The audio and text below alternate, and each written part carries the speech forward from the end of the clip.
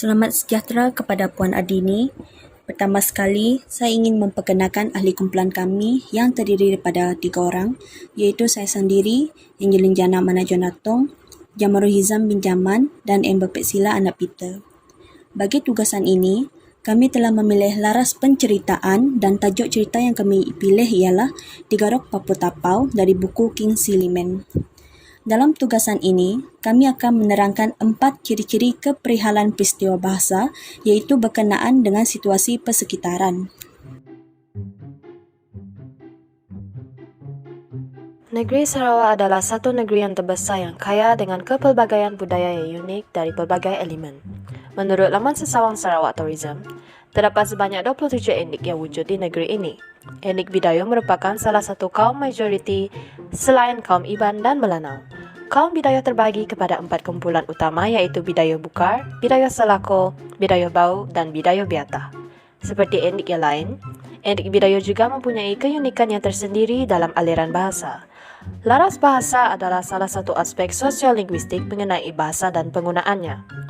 Nick Safiah Karim 1982 mendefinisikan laras bahasa sebagai gaya atau cara penggunaan sesuatu bahasa. Terdapat pelbagai jenis laras bahasa, misalnya laras bahasa sains, laras bahasa ekonomi, undang-undang, sastra, sukan, resepi dan laras bahasa iklan. Pengkaji telah memilih laras bahasa sastra untuk dikaji, iaitu memilih cerita rakyat dari masyarakat Bidayuh Serian yang bertajuk Tiga Rok Papu Tapau, yang bermaksud kata di dalam kolam. Ciri keperihalan peristiwa bahasa dalam situasi persekitaran yang pertama ialah cara penyampaian. Cara penyampaian dapat difahamkan sebagai gaya atau kaedah seseorang untuk menyampaikan dan mengetengahkan maklumat serta matlamat kepada pendengar atau pembaca.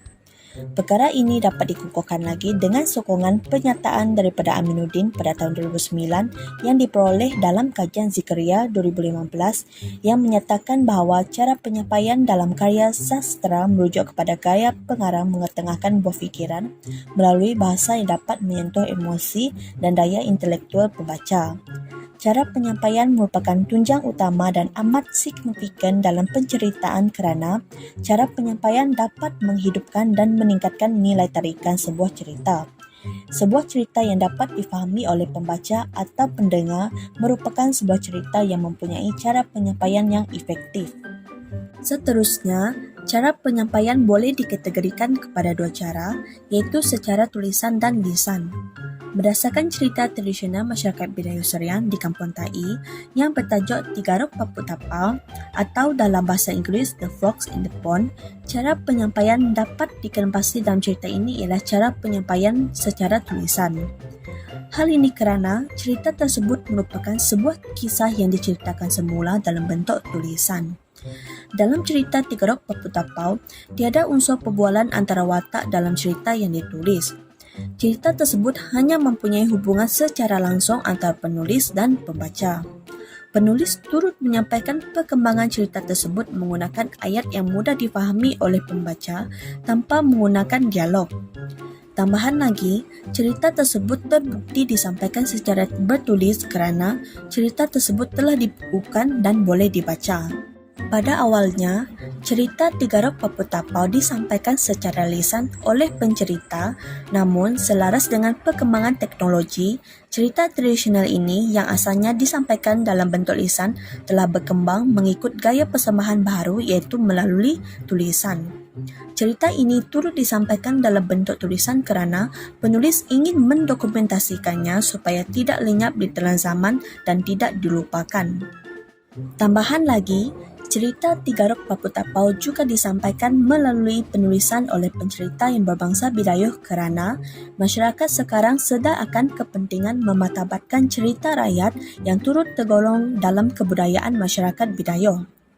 Hal ini kerana dahulu masyarakat Bidayuh menyampaikan cerita secara lisan kerana tidak menitik beratkan cerita rakyat. Perkara ini turut disokong oleh kajian Rinyuk pada tahun 2017 yang menyatakan bahawa dahulu masyarakat Bidayuh tidak berusaha untuk mengangkat nilai cerita rakyat Bidayuh kerana mereka beranggapan bahawa sastra rakyat tidak signifikan dalam kehidupan mereka. Tambahan lagi, masyarakat Bidayuh sekarang lebih maju dari segi pendidikan yang telah mendorong mereka untuk menyampaikan cerita rakyat Bidayuh melalui penulisan. Pematangan ini akan disambung dengan menghuraikan data seterusnya yaitu perhubungan sosial dan peribadi. Dalam laras penceritaan, hubungan sosial dan peribadi merujuk kepada cara seseorang mempengaruhi atau dipengaruhi oleh hubungan dan ciri-ciri peribadi dalam cara mereka menceritakan sesuatu peristiwa. Perhubungan sosial dan peribadi ini dapat dibahagikan kepada dua bahagian, yaitu aspek peribadi dan aspek bukan peribadi. Aspek peribadi dapat dikaitkan dengan perhubungan yang terjalin antara seseorang individu dengan individu yang lain. Contohnya, hubungan kekeluargaan, hubungan persahabatan dan banyak lagi. Manakala, aspek bukan peribadi pula dapat dirujuk sebagai sebuah hubungan yang bukan bersifat peribadi, seperti hubungan yang terjalin antara penulis novel dan pembacanya, pembaca berita dan penontonnya, dan lain-lain lagi. Secara ringkasnya, aspek peribadi berlaku secara tidak formal, manakala aspek bukan peribadi berlaku secara formal. Berdasarkan cerita tradisional Bidayuh Serian di Kampung Tai yang telah dikaji iaitu Tiga Rupa Putapau, pengkaji percaya bahawa cerita ini pada awalnya adalah bersifat peribadi. Hal ini dikatakan demikian kerana pengkaji percaya bahawa cerita ini telah disampaikan dalam bentuk lisan dan diwarisi dari satu generasi kepada generasi yang lain. Perkara ini dapat disokong dengan pernyataan oleh Osman 1976 yang menyatakan bahawa cerita rakyat merupakan sebuah ekspresi budaya yang diteruskan oleh masyarakat, sama ada dari segi masa ataupun dari segi ruang. Ia dilafazkan dari mulut ke mulut dan tidak bertulis atau dicatat. Seiring dengan perubahan waktu, cerita rakyat ini telah dibukukan oleh masyarakat Bidayuh. Hal ini dikatakan demikian kerana pengkaji percaya bahawa semakin banyak masyarakat Bidayuh yang terpelajar dan menyedari bahawa cerita rakyat sebegini hendaklah dibukukan. Seterusnya, pembentangan ini akan diteruskan dengan menghuraikan data yang seterusnya iaitu tajuk atau bahan yang diperkatakan. Tajuk atau bahan yang diperkatakan merupakan sebuah elemen yang penting dalam laras penceritaan. Hal ini dikatakan demikian kerana sebuah tajuk atau bahan yang diperkatakan dapat mempengaruhi cara pencerita menyampaikan ceritanya dan bagaimana cerita tersebut diterima oleh pendengar atau pembacanya. Secara ringkasnya, dengan adanya tajuk atau bahan diperkatakan, maka maksud atau informasi yang hendak disampaikan dalam sesebuah cerita itu dapat difahami mengikut konteksnya. Sebagai contoh, sekiranya tajuk atau bahan yang diperkatakan mempunyai unsur kesedihan, maka pencerita akan menyampaikan cerita tersebut dalam nada yang sedih, manakala pendengar pula akan memberi reaksi yang sedih sesuai dengan tajuk atau bahan yang diperkatakan tersebut. Berdasarkan kajian mengenai cerita tradisional Bidayuh Serian di Kampung Tai yang bertajuk Tiga Rupa Putapau, pengkaji mendapati bahawa tajuk atau bahan yang diperkatakan dalam cerita ini adalah berkaitan dengan pengajaran. Hal ini dikatakan demikian kerana pengkaji mendapati bahawa wujud unsur pengajaran apabila pencerita menggambarkan berlakunya sumpahan yang menukarkan beberapa orang kanak-kanak menjadi katak setelah mereka bersifat biadab dengan seorang wanita yang lebih berusia daripada mereka iaitu Lunai. Berdasarkan cerita ini, pengkaji percaya bahawa sesebuah cerita raya kaum Bidayuh mempunyai tajuk atau bahan yang diperkatakan dan majoriti ceritanya adalah bersifat memberi pengajaran. Hal ini dapat disokong dengan pernyataan oleh Rinyo 2017 yang menyatakan bahawa sastra rakyat di Sarawak merupakan hasil kreatif golongan rakyat desa. Masyarakat tani yang sederhana hidupnya ini adalah bertujuan di samping menghibur adalah untuk menasihat dan pendidikan secara tidak formal kepada ahli-ahli masyarakatnya. Akhir sekali, dapat disimpulkan bahawa laras penceritaan merujuk kepada gaya atau nada yang digunakan dalam sebuah naratif atau cerita.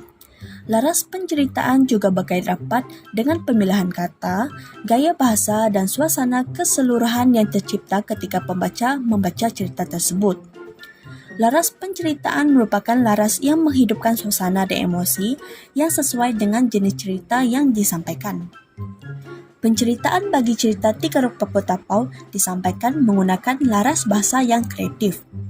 Laras penceritaan amat penting, misalnya bagi cerita rakyat seperti Tiga Rupa Putapau, rakyat Bidayuh terdahulu dapat menyampaikan pengajaran dan pengalaman kepada pembaca melalui penceritaan. Oleh hal yang demikian, laras penceritaan sering digunakan untuk menyampaikan sebuah mesej kepada pembaca.